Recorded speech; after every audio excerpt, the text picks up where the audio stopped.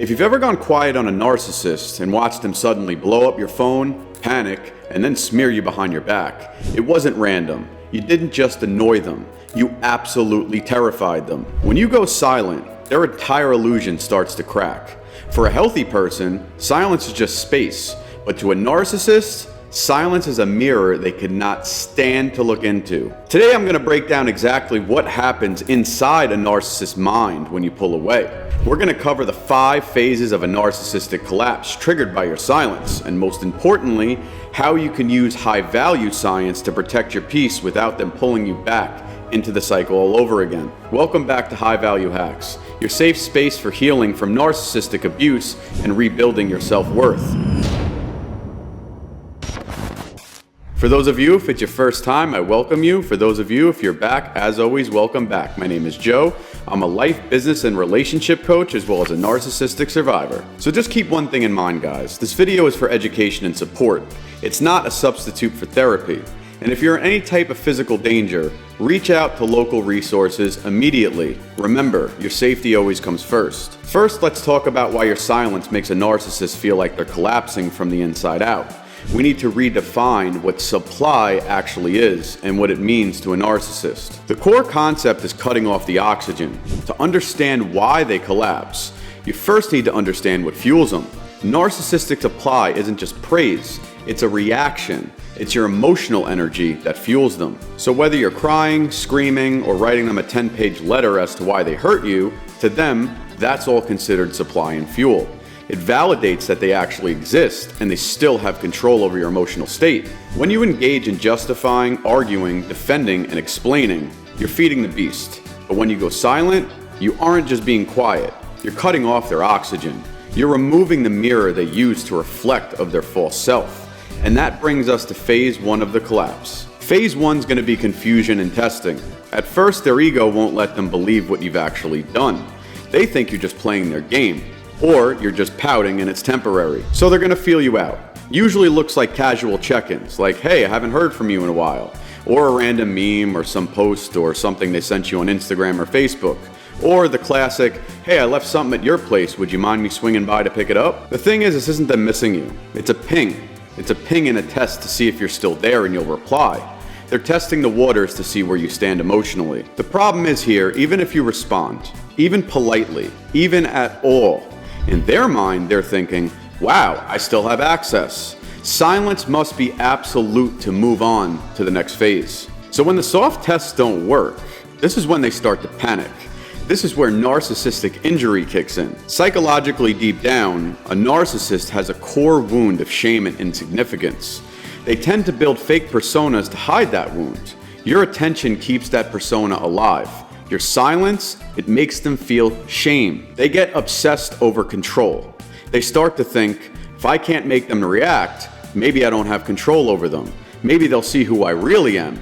Maybe I am worth nothing. On the surface, they're not telling themselves that. But emotionally and subconsciously, it's there screaming at them. It really is a terrifying state for them because they feel rejected, exposed, small, and completely out of control. And because narcissists lack emotional regulation, they can't sit with this feeling for very long. They have to externalize it, which leads directly to the next phase, which is the ugliest one. So phase 3 is going to be rage and blame. We tend to call this the extinction burst, a sudden spike in behavior right before it stops. So, to them, if they can't get your attention with kindness, they're going to get it with cruelty.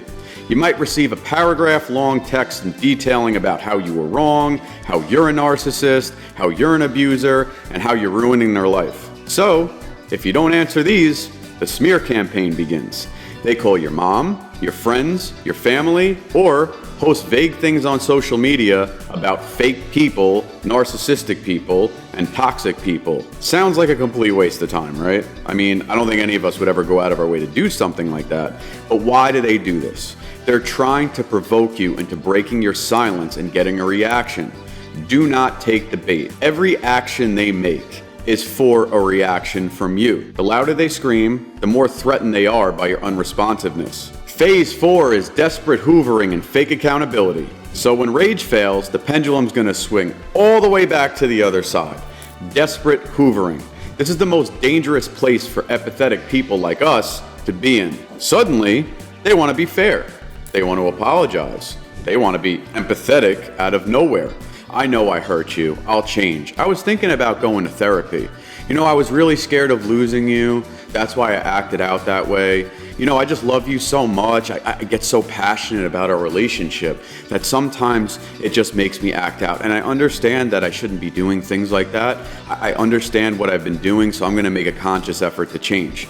If we could just talk for like 5 minutes just to get some closure, I can't stand to not at least have one conversation, to at least give me a chance to explain things. And then if you never want to speak to me again, we could move on. Sound familiar? Because it's run circles around me before. It's crazy because you might even see tears. I mean, real tears from these people.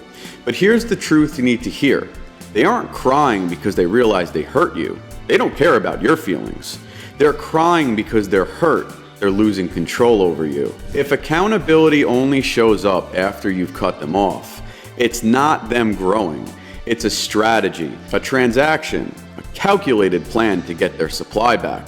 You've got to stand your ground. And finally, stage 5 is the collapse. When your silence holds firm through all the texts, all the tests, the rage, the tears, the apologies, finally they hit a wall. They start to finally realize they can't extract supply from you anymore. For some of the narcissists, a lot of times they'll immediately jump into a relationship very quickly to find new supply. They might be in love with someone who was met by fate only a week later. Don't be hurt by this though. Be relieved. It means the parasites found a new host, and now they have a new person to focus on, and it's no longer you. For others though, collapse could be a quiet, simmering obsession.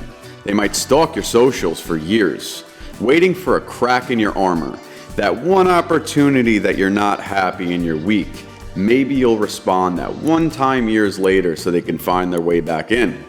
But internally, the illusion of their control for you has died because you've finally broken the spell. There is something, however, called high-value silence. How do we do this? Now, there's a difference between the silent treatment, which could be manipulative, and high-value silence, which is done with integrity and more respect. High-value silence isn't about punishing them. It's about protecting your self-worth and your peace of mind. Block and delete. If possible, go completely no contact. Gray rock method. If you share kids or work together, become a gray rock.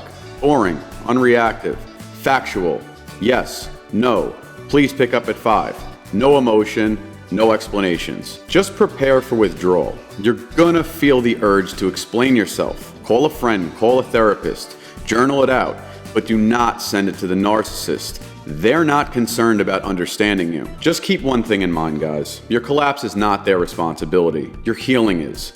Every moment you stay silent is a deposit into your own self-worth account. As always, I appreciate you guys. If you found the video helpful, like and subscribe so it shows this video to other survivors. Protect yourselves, stay high value, check you on the next video.